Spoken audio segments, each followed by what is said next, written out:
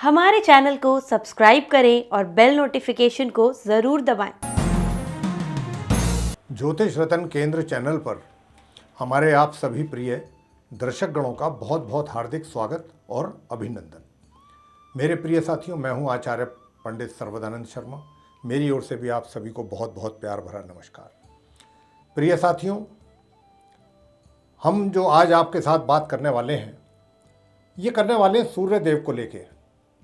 और ये हमने अपने पिछले जो कार्यक्रम में कई बार इस बात का जिक्र किया भी है, चर्चा की है कि सूर्य देव एक ऐसे ग्रह हैं। आज राशि परिवर्तन को लेकर के है ये चर्चा, और विशेष रूप से सूर्य देव को लेके।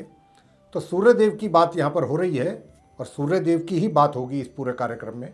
उन्हीं को लेकर के चर्चा होगी, उनके राशि परिवर्तन को लेकर के चर्चा होगी। तो साथियों, हमने कई बार आपसे ये अपने जब भी सूर्य देव को लेकर के वीडियो बनाया है, बीच बीच में हमने कई बार ये जिक्र किया है कि सूर्य देव एक ऐसे ग्रह हैं जिनकी जो स्पीड है, चंद्रमा के बाद सबसे 9 के 9 ग्रह जो हैं उनमें चंद्रमा की सबसे अधिक स्पीड है और गति उसके बाद सूर्य देव की है, नंबर 2। तो सूर्य देव क्या है, लगभग 1 महीने में अपना राशि परिवर्तन कर देते हैं। यानी कि 12 राशियां होती हैं, तो ये 12 की 12 राशियों में एक एक महीने इनका एवरेज आ जाता है रहने का। तो देखिए, जितने भी ग्रह हैं, कोई भी ग्रह हैं 9 में से, चाहे चंद्र हैं, सूर्य हैं, मंगल हैं, कोई भी ग्रह हैं, ये जब भी हम राशि परिवर्तन की बात करते हैं तो उसमें बीच बीच में ये भी इस बात का भी जिक्र हमने किया है कि ये जो ग्रह हैं ये रुकते नहीं हैं, गतिशील हैं, चलते रहते हैं। एक राशि से दूसरी में, एक नक्षत्र से दूसरे नक्षत्र में इनका संचार होता रहता है। क्योंकि जिस दिन ये रुक जाएंगे, इनकी गति रुक जाएगी, सारा संसार का कार्यक्रम जो है वो सब ठप हो जाएगा। इन्हीं के ही कारण सारी दुनिया का जो ये सब आप देखते हैं, हम लोग देख रहे हैं, ये सब इन्हीं के ही कारण सब चल रहा है। तो देखिए, सूर्य देव ग्रहों में राजा ग्रह की इनको पदवी है सूर्य देव को। और ये मैं बता रहा था आपको कि देखिए, ये 9 के 9 ग्रह जो हैं, जब इनका संचार होता है, एक राशि से दूसरी राशि में परिवर्तन करते हैं, फिर उससे अगली राशि, फिर उसके बाद 12 राशियों में ये घूमते हैं 9 के 9 ग्रह। अपनी अपनी स्पीड सबकी अलग अलग है, किसी की बहुत स्लो है, किसी की बहुत तेज़ है, चंद्रमा की सबसे फास्ट है। तो कहने का मेरा भाव ये है कि अब ये अपनी कुछ मित्र राशियों में भी जाते हैं, अच्छी राशियों में भी इनका भ्रमण होता है सभी ग्रहों का, जो इनकी मित्र राशियां हैं। कुछ इनकी अपनी राशियां हैं, उसमें भी जाते हैं। और कुछ ऐसी राशियां हैं जो उच्च की राशियां हैं, जिसमें जाकर के फिर ये बहुत ही बढ़िया परिणाम देते हैं। और ऐसी भी राशियां हैं कि जो इनकी नीच राशियां हैं, जब ये नीच राशि में जाते हैं तो ये नीच वाले परिणाम देते हैं, जातक परेशान होता है। तो साथियों, यहाँ पर क्या है, देखिए, मैं कहने का भाव मेरा यही है, ये सब बातें जो मैं कर रहा हूँ, कि जीवन जो दिया है परमात्मा ने हम सभी को, व्यक्ति जो भी जीव इस धरती पर है, विशेष रूप से जो हम मनुष्य हैं, तो बहुत लोग इस बात को लेकर के परेशान रहते हैं कि साहब, और परेशान होना जायज़ भी है। जब जीवन में कष्ट आते हैं, परेशानियां आती हैं, दुख आती हैं, तो नेचुरल है कि व्यक्ति खुश तो नहीं होगा, परेशानी होगा, दुखी होगा। और हर व्यक्ति ये चाहता है कि मेरे जीवन में दुख ना आए, परेशानियां ना आए, मुझे वो फेस ना करनी पड़े सब चीज़ें, मैं अपना जीवन आराम से, सुख के साथ और बहुत ही अच्छे ढंग से व्यतीत करूं। लेकिन ये संभव नहीं है। जीवन तो सुख और दुख, यश अपयश, मान सम्मान, ये तो एक तरीके से जो परमात्मा ने हमारा जीवन बनाया है साथियों, ये एक रेनबो की तरह बनाया है। जैसे रेनबो में डिफरेंट डिफरेंट कलर्स होते हैं, ये जीवन भी हमारा अलग अलग रंगों से भरा हुआ है। और उसने बहुत सोच समझ करके ये सब चीज़ें क्रिएट की हैं। मान लीजिए कि अगर हमारे जीवन में दुख होता ही नहीं, व्यक्ति के जीवन में दुख ना हो, कष्ट ना हो, सिर्फ सुख ही सुख हो, तो फिर सुखों की कोई वैल्यू व्यक्ति के दिमाग में नहीं रहती। आप कोई भी व्यक्ति हो इस संसार का जिसने कष्ट झेले हैं, कष्टों का सामना किया है या कर रहा है, उसके बाद जब वो कष्ट समाप्त होते हैं और उसका सुख का समय आरंभ होता है, तो जो सुखों की अनुभूति उसको होती है वो उसका दिल ही जानता है। तब उसको सुख और दुख में क्या डिफरेंस है ये अच्छी तरह से महसूस होता है, अनुभव होता है, उसको एक्सपीरियंस होता है। तो भगवान ने जितनी चीज़ें बनाई हैं बहुत सोच समझ करके बनाई हैं। तो यहाँ पर ये सारी बातें करने का जो ध्येय है वो ये है कि क्योंकि आज जो मैं ये चर्चा कर रहा हूँ सूर्यदेव के राशि परिवर्तन को लेकर के कर रहा हूँ प्रिय साथियों, और क्योंकि अभी जो पीछे एक हमने वीडियो बनाया था वो शुक्रदेव को लेकर के बनाया था, तो शुक्रदेव भी अपनी नीच राशि कन्या में गए हैं, उनको लेकर के वीडियो बनाया है हमने। और जैसा मैंने कहा कि जब कोई भी ग्रह अपनी नीच राशि में आता है तो उससे अच्छे परिणामों की तो हम एक्सपेक्ट नहीं कर सकते उनसे गुड रिजल्ट्स के लिए या बेटर रिजल्ट्स के लिए। वो तो ऑस्पिशियस रिजल्ट्स ही हमको मिलने वाले हैं। अगर ग्रहों की स्थिति कमज़ोर है या वो नीच अवस्था में है तो रिजल्ट्स भी अनऑस्पिशियस ही आएंगे, ऑस्पिशियस नहीं आएंगे। लेकिन हाँ, हमारे शास्त्रों में, हमारे ज्योतिष शास्त्र में, हमारे ऋषि, हमारे महर्षियों ने, विद्वानों ने, जब व्यक्ति का समय खराब चल रहा है या कष्ट उसको झेलने पड़ रहे हैं या वो कष्टों का सामना कर रहा है, तो उस अवस्था में हमको कौन से क्या उपाय, अनेकों अनेक उपाय हैं। अगर हम उनमें से कोई भी एक उपाय करते हैं निश्चित रूप से उससे हमें राहत मिलती है, सुकून मिलता है और कष्टों में भी कमी आती है। तो प्रिय साथियों, आज जो सूर्यदेव हैं, सारे ग्रहों के राजा जिनको उपाधि मिली हुई है सूर्यदेव, और ये भी मैं आपको हमेशा बोलता हूँ जब सूर्यदेव की चर्चा चलती है कि सूर्यदेव जो ग्रह हैं ये व्यक्ति को जीवन में मान और सम्मान के ये कारक हैं।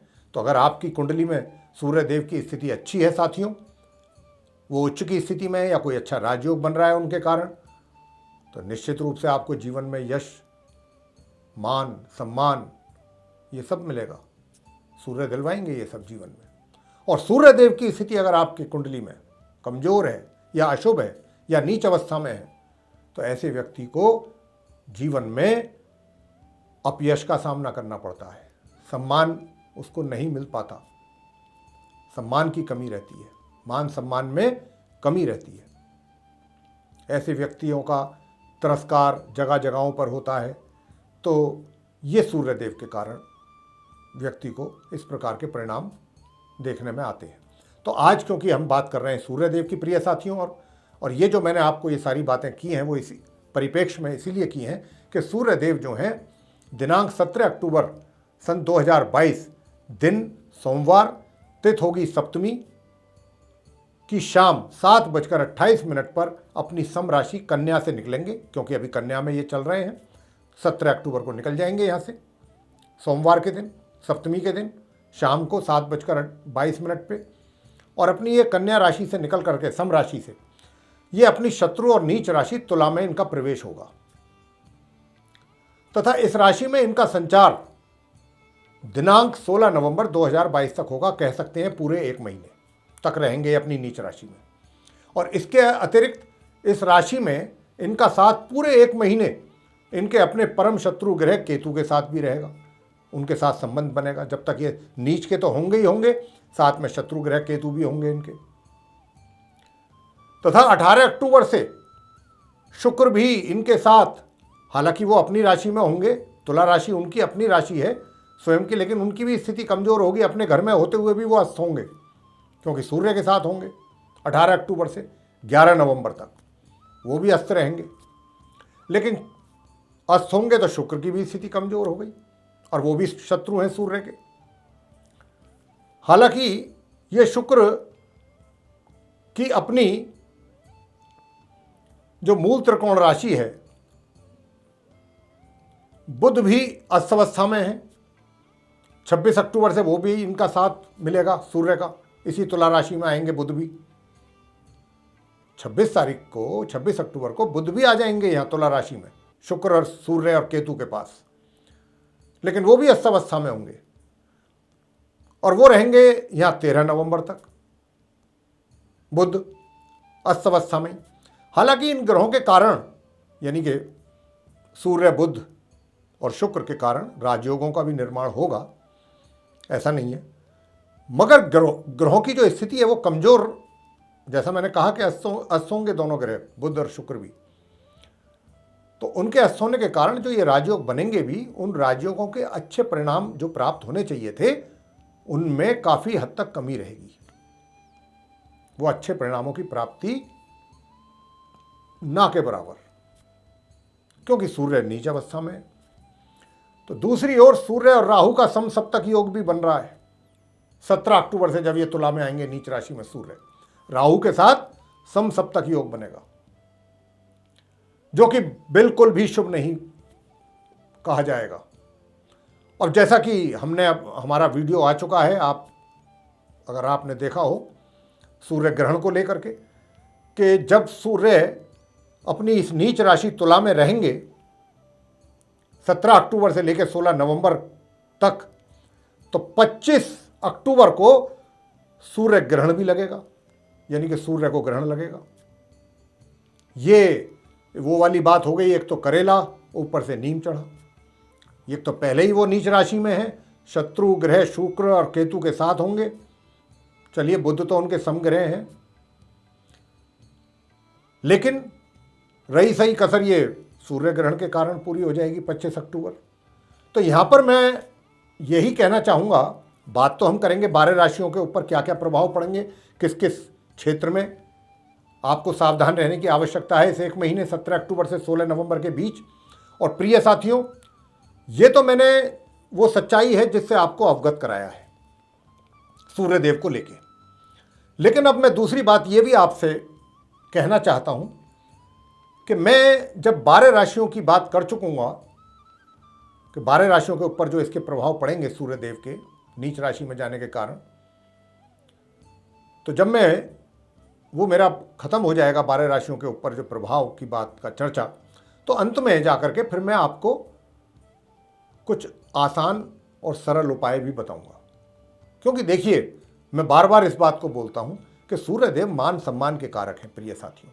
और यदि आपकी कुंडली में सूर्यदेव की स्थिति अच्छी नहीं है कुंडली में, तो ये भी एक महीना ट्रांजिट में सूर्यदेव की स्थिति बहुत कमजोर रहेगी, खराब रहेगी, अशुभ रहेगी।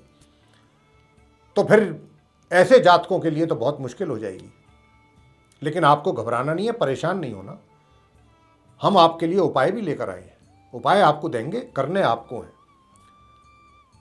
और अगर आप करेंगे तो निश्चित रूप से ये मेरा आपसे वादा है, मैं कोई भगवान तो नहीं हूँ, गॉड नहीं हूँ। शास्त्रों में जो उपाय हमारे बताए गए हैं, अनेकों नेक उपाय हैं, मैं तो उनमें से कुछ 1-2 उपाय आपको बहुत आसान से दूंगा। यदि आपने उन उपायों को किया 12 राशियों के जातकों ने, तो सूर्यदेव से मिलने वाले अशुभ प्रभाव या अशुभ परिणाम जो होंगे आप 12 राशियों के जातकों पर, निश्चित रूप से उसमें कमी आएगी और एक महीना आपका काफ़ी तसल्ली के साथ निकलेगा। और देखिए, मैंने जैसा अभी अपनी चर्चा में जिक्र किया कि 25 अक्टूबर को सूर्य ग्रहण भी पड़ रहा है, और सूर्य ग्रहण का वीडियो हम बना करके YouTube पर डाल चुके हैं अपने चैनल पे, ज्योतिष रत्न केंद्र पे। उसमें हमने ये भी लिखा है कि ये जो ग्रहण पड़ रहा है इसका, क्योंकि ये त्यौहार पर पड़ रहा है, त्यौहार भी सबसे बड़ा त्यौहार जो हिंदू पर्व हैं हमारे, उनमें सबसे बड़ा पर्व है ये दिवाली और गोवर्धन जैसे पर्व। उसी दौरान ये ग्रहण लग रहा है, सूर्य ग्रहण। तो क्या त्योहारों पर फर्क पड़ेगा और क्या आप 12 राशियों के जातकों पर इसका इफेक्ट आएगा, वो आप देख सकते हैं हमारे जो सूर्य ग्रहण का वीडियो है उसमें। इसमें तो हम आपको ये बताएंगे कि सूर्यदेव जो एक महीना नीच राशि में रहेंगे अपनी तुला राशि में, इसके कारण जो पड़ने वाले प्रभाव हैं आप 12 राशियों के जातकों पर, उसके विषय में चर्चा करेंगे और अंत में आपको उपाय बताएंगे। तो साथियों, जो लगन राशि के जातक हैं, एरीज असेंडेंट बेस जातक, आपके ऊपर सूर्यदेव के नीच राशि में आने के बाद किस प्रकार के परिणाम आपको देखने को आएंगे, किस प्रकार के प्रभाव रहेंगे आपके ऊपर सूर्यदेव के, इसके विषय में आपको हम बताएंगे। देखिए, सूर्यदेव जो हैं वो आपके चार्ट में पंचम भाव के लॉर्ड हैं, 5th हाउस के मालिक हैं, पंचम भाव, और ये आएंगे सप्तम हाउस में, क्योंकि तुला राशि जो है वो आपके 7th हाउस में है। वहाँ पर ये बैठेंगे तो सबसे पहले तो मैं आपको ये बता दूं कि जो भी आप डिसीजन लेंगे, अगर बहुत इंपॉर्टेंट डिसीजन है इस एक महीने अगर आप टाल सकते हैं 17 अक्टूबर से 16 नवंबर के बीच में, तो बहुत अच्छा रहेगा। जब तक ये सूर्य की स्थिति खराब है, नीच अवस्था में है सूर्य, तब तक अगर आप ना ही लें डिसीजन कोई बड़े इंपॉर्टेंट, तो बहुत अच्छा रहेगा। और एजुकेशन से संबंधित भी छात्रों को बहुत अधिक परिश्रम करेंगे, तब जाके बहुत सामान्य परिणामों की प्राप्ति हो पाएगी। तीसरी बात, मेष लगन राशि के जातकों को यह रहेगा कि वैवाहिक जीवन में भी उथल पुथल होने की संभावना है। वहां पर भी जो आपका वैवाहिक जीवन है वो तनावग्रस्त रह सकता है, और दिमागी तौर पर भी टेंशन, तनाव, परेशानियां इस एक महीने ये आपको रह सकती हैं, इसकी अच्छी संभावना है। साथ ही परिवार के साथ संबंधों में भी बिगाड़ खाते की संभावना ज़्यादा है, और धन का खर्च अधिक होने की संभावना है, और जो विशेष रूप से आपका संचय किया हुआ धन है, सेविंग्स जो है आपकी, वो आपकी इफेक्टेड हो सकती है। दूसरी बात करेंगे वृषभ लगन राशि के जातकों के विषय में। दूसरी राशि ये है टॉरस असेंडेंट बेस्ड। आपके चार्ट में जो सूर्य हैं 4th हाउस के लॉर्ड हैं साथियों, 4th हाउस के, चतुर्थ भाव के, और ये कहाँ जाएंगे? तुला राशि आपके चार्ट में 6ठे भाव में है, 6th हाउस में। तो सूर्यदेव यहाँ आकर के बैठेंगे नीच अवस्था में 17 अक्टूबर से 16 नवंबर तक। तो क्या होगा?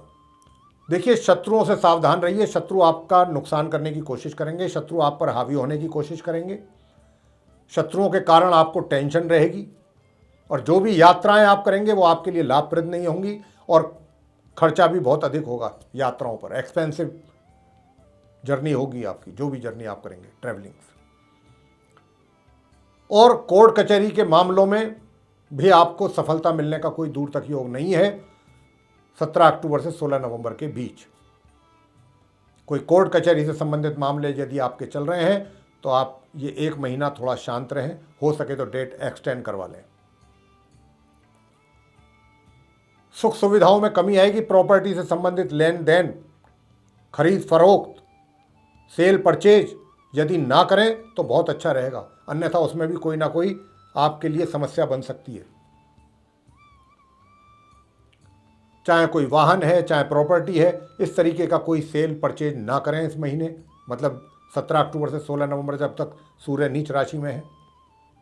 और कर्जा वगैरह के लिए अगर आपने कहीं अप्लाई कर दिया इस दौरान, इसी अवधि में, वो आपका काम नहीं बनेगा, उसकी कोई दूर तक संभावना नहीं है। और पहले से अगर अर्जी लगाई हुई है, पहले से कहीं आवेदन किया हुआ है, पहले से कहीं अगर आपने अप्लाई किया हुआ है, तो इस अवधि में हो सकता है कि वो आपका रिजेक्ट भी हो जाए।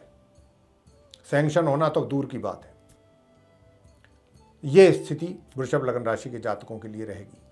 मिथुन लगन राशि के जातकों के लिए किस प्रकार के प्रभाव देखने में आएंगे सूर्यदेव के नीच राशि में जाने के बाद? तो सूर्यदेव जो हैं आपके कुंडली में 3rd हाउस के लॉर्ड हैं, 3य भाव के, और ये आकर के कहाँ बैठेंगे? पंचम भाव में, 5th हाउस में, नीच राशि में। तो साथियों, मैं आपसे बताना चाहता हूं कि छात्रों को विशेष रूप से छात्रों को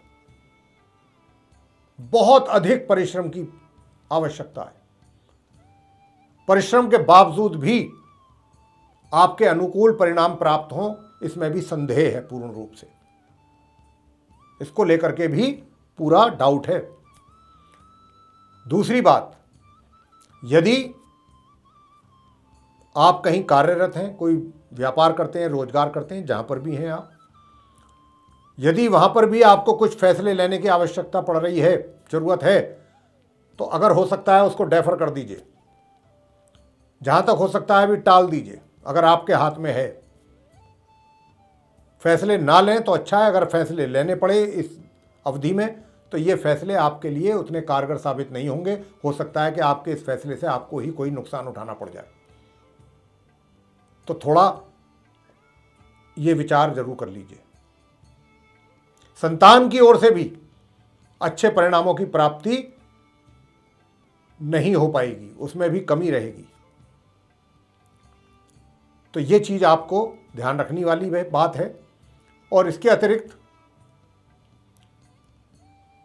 थोड़ा सा अपने खर्चों पर कंट्रोल करें, क्योंकि खर्चों की अधिकता रहेगी और आय में कमी।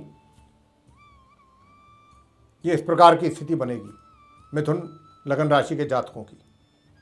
आगे बात करते हैं कर्क लगन राशि के जातकों की, कैंसर असेंडेंट बेस्ड जो जातक हैं। आपके चार्ट में जो सूर्य हैं वो सेकंड हाउस के लॉर्ड हैं, द्वितीय भाव के, और ये फोर्थ हाउस में बैठेंगे जाके। तो जब ये यहाँ आकर के बैठेंगे तो आपके परिवारजनों के साथ रिलेशनों में थोड़ी कड़वाहट का आपको एहसास होगा, अनुभव होगा। परिवारजनों के साथ संबंधों में कमी देखने में आएगी। साथ ही जो आपकी सेविंग्स हैं वो भी इफेक्टेड हो सकती हैं। दूसरा, आपके अपनी जबान से कुछ ना कुछ ऐसे शब्द निकल सकते हैं जो आपके लिए ही दुविधा खड़ी कर दें, आप ही के लिए समस्या बन जाए। यानी कि आपके मुंह से निकले हुए शब्द सामने वाले को हर्ट कर सकते हैं और आपकी इस बात को लेकर के, आपके शब्दों को ही लेकर के बात बिगड़ सकती है। जिसके साथ भी आप बातचीत कर रहे हैं संबंध खराब हो सकते हैं। तो जो भी आप वाणी का इस्तेमाल करें बहुत सोच समझ करके करें, बिना सोचे बिना समझे आप ये काम ना करें। 17 अक्टूबर से 16 नवंबर के बीच।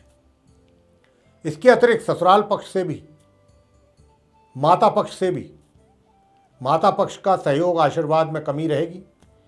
ससुराल से भी कुछ बात को लेकर इशू बन सकता है। और जो आपका रोजगार या व्यापार, उसमें भी समस्याएं रहेंगी, उसमें भी आपके लिए चैलेंजेस रहेंगे, कुछ परेशानियां भी खड़ी हो सकती हैं। कोई बड़ी बात नहीं है, अचरज वाली बात नहीं है अगर ऐसा हो तो। और साथियों, आय में कमी रहेगी। आपके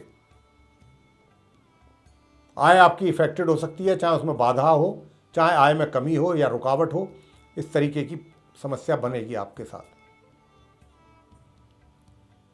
आगे बात करेंगे सिंह लगन राशि के जातकों की, जो लियो असेंडेंट बेस जातक हैं। अब क्योंकि सिंह राशि के तो स्वामी स्वयं सूर्यदेव हैं, तो लगन के स्वामी हो गए आपके फर्स्ट हाउस के, और वो बैठेंगे कहाँ जाकर के? थर्ड हाउस में, नीच राशि में, 17 अक्टूबर से 16 नवंबर तक। तो साथियों, जब ये यहाँ बैठेंगे आकर के, तो सबसे पहले तो आपके रोजगार व्यापार में समस्याएं पैदा होंगी, आपके लिए चुनौतियां आपके लिए खड़ी होंगी।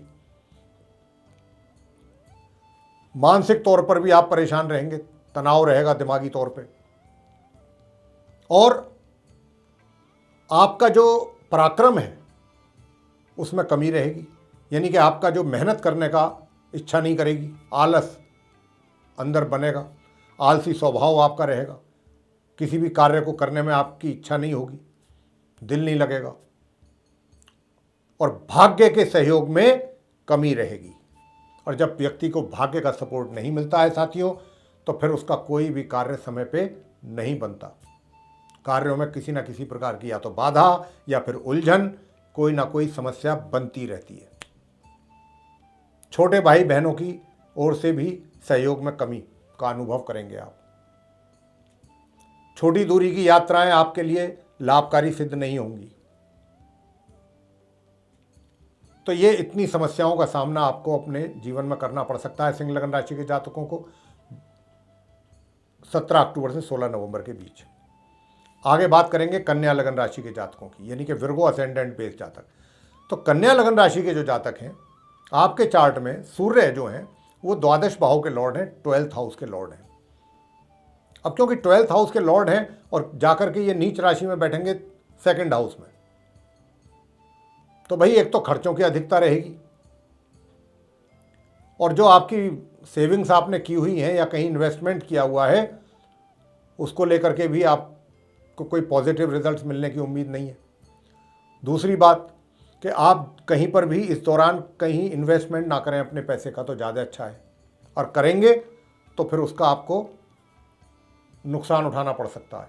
साथ ही आपके जो परिवार के सदस्य हैं, परिवारजन, कुटुंबी, फैमिली मेंबर्स, उनके साथ भी आपके रिलेशंस में कड़वाहट देखने में आएगी। आपके कोई ना कोई इशू बना रहेगा, आपसी मतभेद बने रहेंगे परिवार के साथ।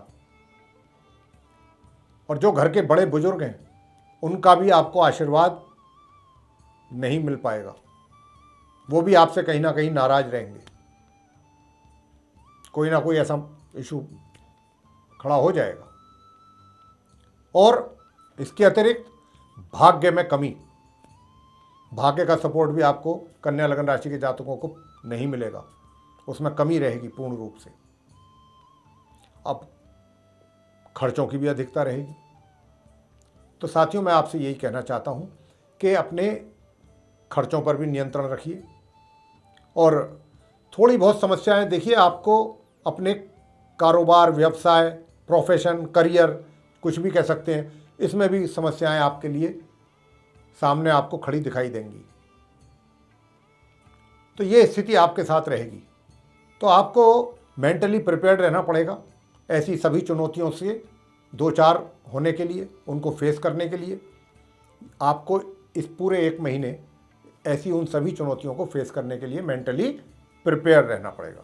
अब करेंगे साथियों चर्चा हम तुला लगन राशि के जातकों के विषय में, यानी कि लिब्रा असेंडेंट बेस्ड जो जातक हैं उनके बारे में, कि सूर्य देव से उनको किस प्रकार के प्रभाव उनको देखने में आएंगे अपने जीवन में, किस प्रकार के परिणाम उनको प्राप्त होंगे। सूर्य के जब नीच राशि में सूर्य देव होंगे 17 अक्टूबर से 16 नवंबर तक।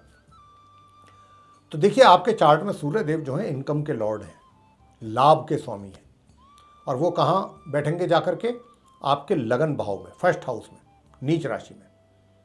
प्रिय साथियों, आपको बताना चाहूँगा तुला लगन राशि के जातकों को विशेष रूप से थोड़ा सावधान रहिए, आपके मान सम्मान में कमी आ सकती है। यदि आप रोजगार में हैं तो एक तो आप अपने जो सीनियर्स हैं, मेरा आपसे ये अनुरोध होगा, मेरा चाहे इसको अनुरोध मान के चलें, चाहे इसको मेरा सुझाव मान लें, जैसे भी आप समझें, या एडवाइस जो भी आप समझते हैं, कि आप अपने सीनियर्स के साथ हों या फिर अपने कलीग्स हों, आपके कोई भी हों, सहकर्मी हों या आपके जूनियर्स हों, किसी के भी साथ आर्गूमेंट में ना फंसें। बहस और ये जो आर्गूमेंट्स होते हैं ना, किसी छोटे से छोटी बात को लेकर के हो जाते हैं, कई दफ़ा इशू बन जाता है कोई। एक तो आप किसी भी ऐसी चीज़ को लेकर के बिल्कुल ऐसी चीज़ों से अपने आप को दूर रखें और बहुत पेशेंटली चीज़ सामने वाले को सुने, पेशेंटली सामने वाले को सुने, धैर्य के साथ। ये महीना जो है, पूरा 1 महीना आप तुला लगन राशि के जातकों के लिए, मैं विशेष रूप से बोल रहा हूँ, धैर्य से काम लेने का है। पेशेंट पूरा रखना है आपको, पेशेंस के साथ। अगर आपने पेशेंस लूज किया तो आपको उसका नुकसान उठाना पड़ेगा, और सबसे बड़ा नुकसान मान सम्मान में कमी। और जब व्यक्ति के मान सम्मान में कमी आती है ना, तो फिर धन की एक बार को समस्या हो जाए, हालांकि समस्या तो कोई भी समस्या ही होती है, लेकिन फिर भी जो मान सम्मान वाली बात है ना, जब उसमें कमी आती है तो व्यक्ति हिल जाता है। तो इसीलिए आपसे बार बार बोल रहे हैं कि देखिए, मान सम्मान में कमी दिखाई दे रही है। दूसरी चीज, घर में आकर के भी पत्नी के साथ या पति के साथ जो आपके मैरिड लाइफ है वो भी डिस्टर्ब होती दिखाई दे रही है इसी दौरान, इसी अवधि में।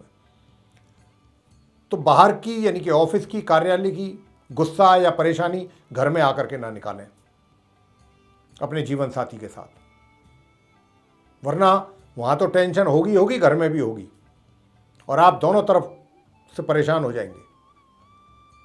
और इनकम में भी आपके रुकावट, बाधा, कमी, ये सब दिखाई दे रही है।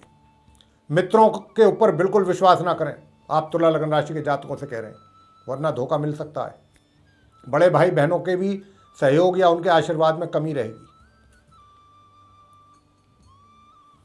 तो प्रिय साथियों, ये इतनी बातें रहेंगी आपके साथ।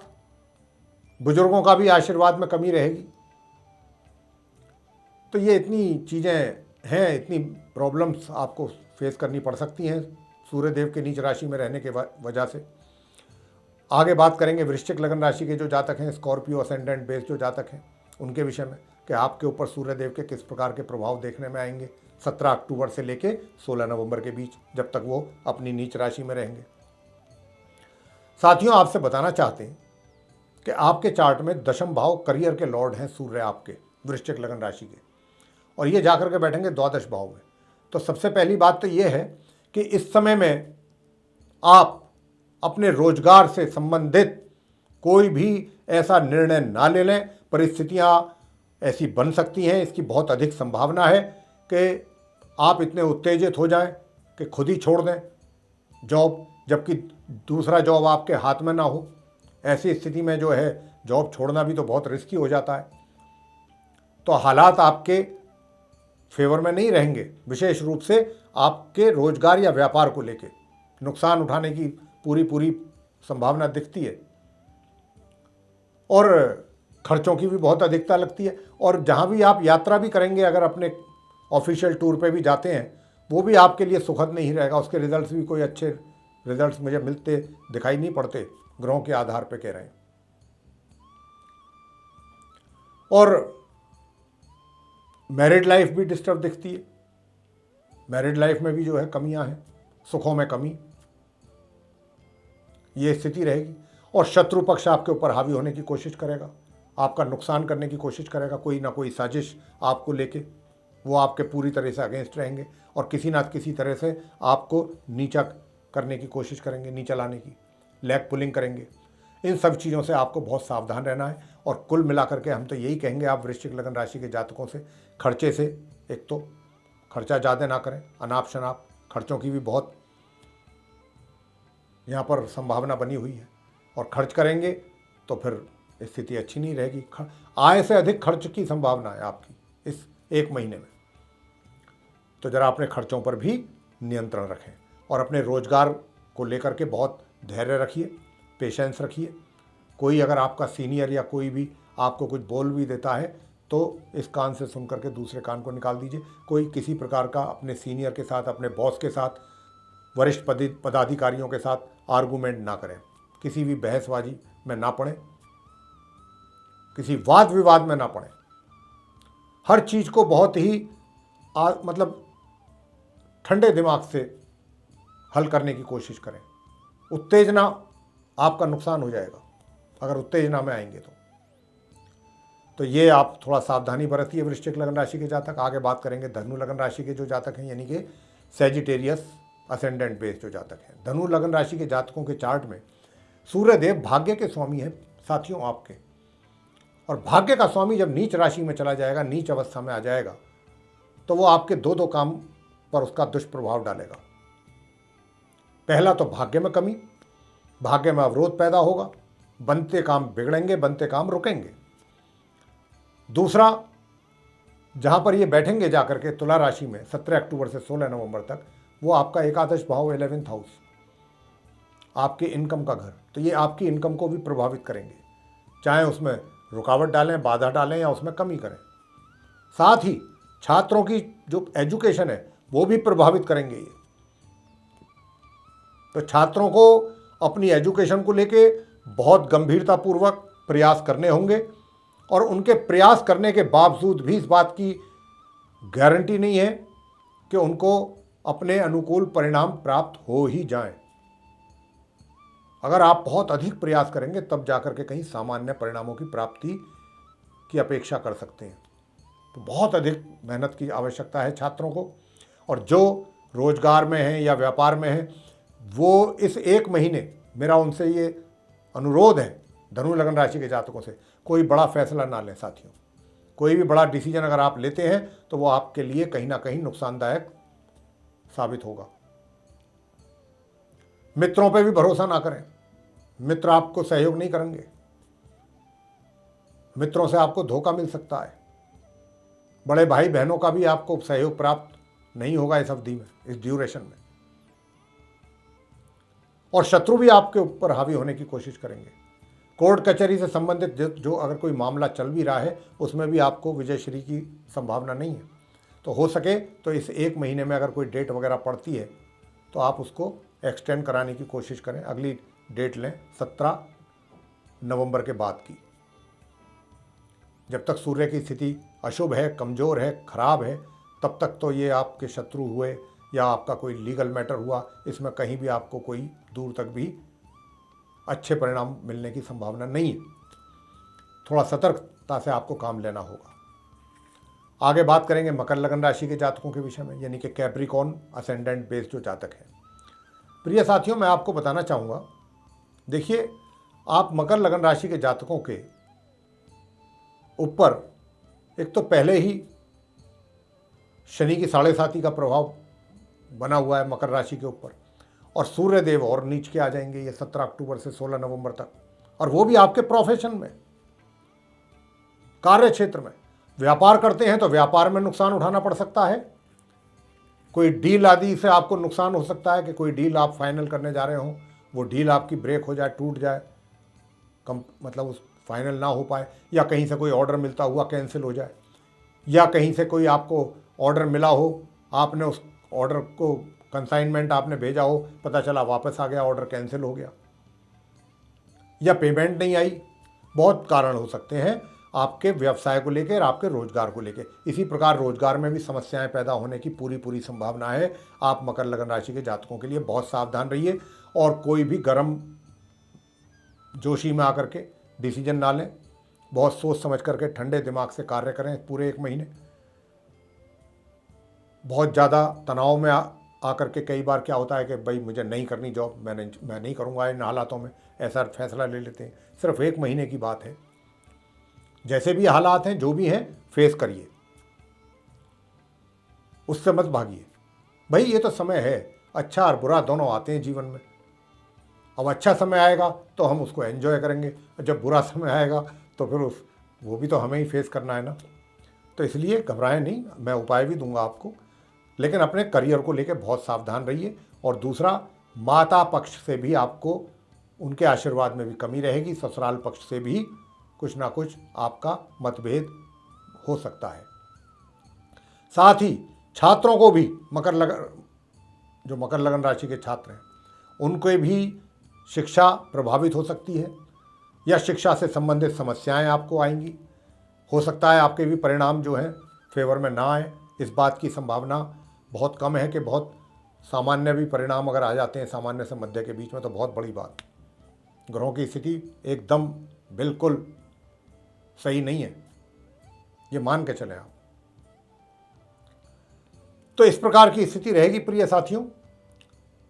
1 महीने की बात है, थोड़ा सा शांति से, पेशेंस के साथ आप निकालें मकर लगन राशि के जातक। विशेष तौर पे अपने कारोबारी दृष्टिकोण की बात कर रहे हैं, उसको ध्यान में रखते हुए।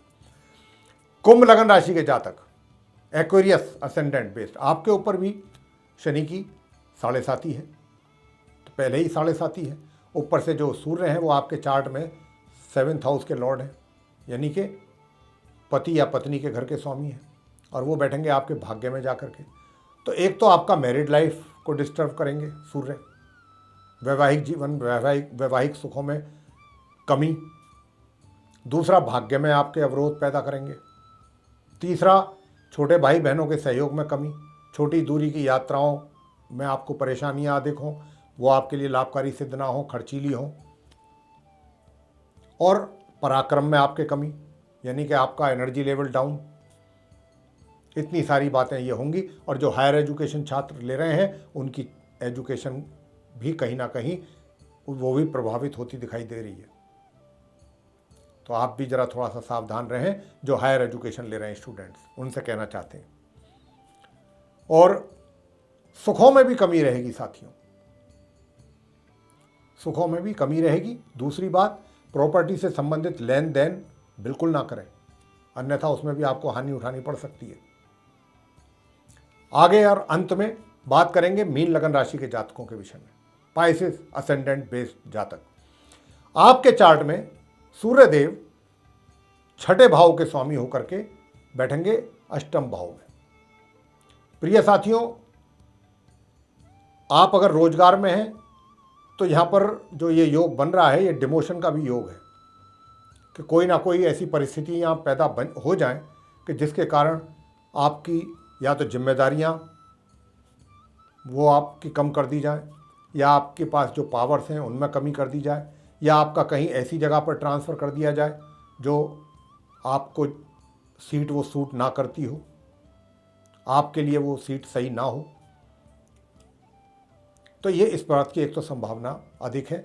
दूसरी बात, शत्रुओं से सावधान रहें। शत्रुओं के द्वारा जो कॉन्स्पिरेसी होगी उसका शिकार आप होने के बहुत अच्छी संभावना है।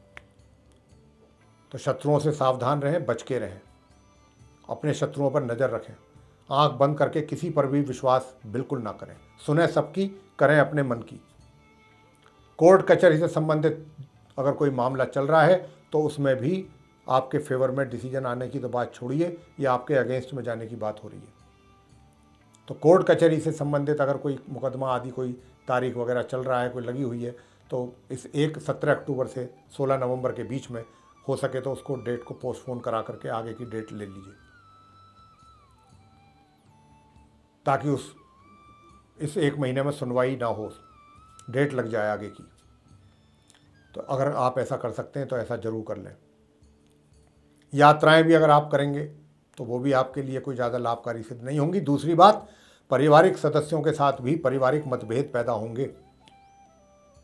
बुजुर्गों का भी आशीर्वाद नहीं मिलेगा, वो भी कहीं ना कहीं आपसे नाराज़गी जाहिर करेंगे, और आपके द्वारा किया गया संचय, मतलब धन जो संचय किया गया है, वो भी कहीं ना कहीं इफेक्टेड होता हुआ दिखाई दे रहा है, यानी उसमें भी कमी। और इसी अवधि में अपने पैसे का कहीं भी इन्वेस्टमेंट बिल्कुल ना करें 1 महीने, अन्यथा वो इन्वेस्टमेंट जो भी करेंगे आप, उससे आपको लाभ प्राप्त नहीं होगा, हानि की अधिक संभावना है। और प्रिय साथियों, छोटे भाई बहनों के सहयोग में कमी रहेगी। छोटी यात्राओं से मैंने कहा कि आपको नुकसान होगा, आपके लिए लाभकारी सिद्ध नहीं होंगी। और कहीं ना कहीं आलसी स्वभाव भी रहेगा, जो कि नहीं होना चाहिए, क्योंकि जब स्टार्स फेवर में नहीं है तो ऐसे में व्यक्ति अपनी मेहनत के दम पर ही सरवाइव कर सकता है, क्योंकि स्टार्स तो फेवर में है नहीं इस 1 महीने। तो ये था मित्रों, आप 12 लगन राशि के जातकों के विषय में सूर्य देव के नीच राशि में जाने पर 1 महीने जो रहेंगे वो 17 अक्टूबर से 16 नवंबर तक पड़ने वाले प्रभावों की चर्चा हमने अभी आप 12 लगन राशि के जातकों के लिए की है। अब हम वो उपाय आपको देने जा रहे हैं। अगर आप इन उपायों को करेंगे, निश्चित रूप से आपको बहुत सुकून और राहत मिलेगी और आपकी परेशानियां बहुत कम होंगी। पहला उपाय, पूरे महीने सूर्य देव को जल देना ना भूलें, तांबे के कलश में। नंबर 1, स्नान आदि से निवृत्त होकर सूर्य देव को प्रणाम करें। जैसे ही सुबह उठते हैं, उठते के साथ ही सूर्य देव को प्रणाम करें, और उसके बाद स्नान आदि से निवृत्त होकर के सूर्य देव को जल अर्पित करें, और हो सके तो उसमें 1 चुटकी वो मिला लें, रोली, कुमकुम जिसको कहते हैं, वो और मिला लेंगे तो और अच्छा रहेगा। और सुबह उठते ही अपने माता पिता, विशेष रूप से पिता के अगर पांव छू के आशीर्वाद लेंगे, बेशक वो आपसे नाराज भी हों, आपसे प्रसन्न ना भी हों, इसकी बात की आपने परवाह नहीं करनी। वो आशीर्वाद दिल से दें ना दें, आपने उनके पांव छूने पूरे 1 महीने। इसके बाद सूर्यदेव को जल देने के बाद पूजा घर के, अपने घर में पूजा घर जो है वहाँ सामने बैठें, और वहाँ बैठ करके आदित्य हृदय स्तोत्र का पाठ कर सकते हैं, सूर्याष्टक स्तोत्र का पाठ कर सकते हैं, सूर्य चालीसा का पाठ कर सकते हैं, बाद में सूर्यदेव की आरती। और ये सब देखिए, ये आदित्य हृदय स्तोत्र हुआ या सूर्याष्टक स्तोत्र हुआ, ये जरूरी नहीं है, मैं ये नहीं कह रहा पूरा पढ़ें आप, 5 मिनट ही करें, 5 से 10 मिनट जितना भी समय आपके पास है, अपने समय की हिसाब से आप करें जितना समय आपके पास है। और ये नहीं कर सकते तो आप मंत्रों का उच्चारण कर सकते हैं, तो मंत्रों का उच्चारण कर लें सूर्यदेव के। ओम घृणी सूर्याय नमः 1 माला या 3 माला। दूसरा मंत्र ये है, ओम ह्राम ह्रीम ह्रौम सह सूर्याय नमः। इस मंत्र का भी जाप आप कर सकते हैं 1 माला या 3 माला। और रविवार के दिन, इतवार के दिन, संडे को आप अगर दान करना चाहते हैं तो दान भी कर सकते हैं। दान किस चीज़ का करेंगे? अन्न का दान, गेहूं का दान, कनक, ग्रेन, गुड़, आप इन चीज़ों का दान करें। लाल मसूर की दाल ये आप दान में दे सकते हैं। तो इन चीज़ों का आप दान कर सकते हैं। तो यही वो सरल उपाय हैं, आप करके देखिए पूरे महीने। सूर्य देव से मिलने वाले जितने दुष्परिणाम हैं या जितने दुष्प्रभाव हैं, निश्चित रूप से कमी आएगी और आपको सुकून प्राप्त होगा। तो मेरे प्रिय साथियों, ये थी चर्चा सूर्य देव के नीच राशि में 17 अक्टूबर को जो जा रहे हैं और 1 महीने वहाँ रहेंगे 16 नवंबर तक, उसके कारण पड़ने वाले जो प्रभाव हैं 12 लगन राशियों के जातकों पर, उसके विषय में चर्चा थी। हमें पूरी ये आशा है कि ये चर्चा आपको पसंद आएगी, और आपको पसंद आती है तो इसको लाइक ज़रूर कर दें और चैनल को भी सब्सक्राइब करना ना भूलें। अधिक से अधिक मात्रा में अगर आप इस वीडियो को शेयर करेंगे तो आपके संग साथी जो हैं या आपके रिलेटिव्स जो हैं या सोशल सर्कल में जो लोग हैं वे भी लाभान्वित होंगे, उन्हें भी इसका बेनिफिट मिलेगा। और यदि आप चाहते हैं कि एस्ट्रोलॉजी से रिलेटेड जो भी वीडियोस आने वाले दिनों में हमारे बनेंगे, उन सब की नोटिफिकेशन और वे सारे वीडियोस समय रहते डायरेक्ट आप तक पहुंच पाएँ, तो फिर जो बेल आइकन आप देख रहे हैं इसको ज़रूर पुश करें। इसी के साथ बहुत बहुत धन्यवाद। जय माता दी।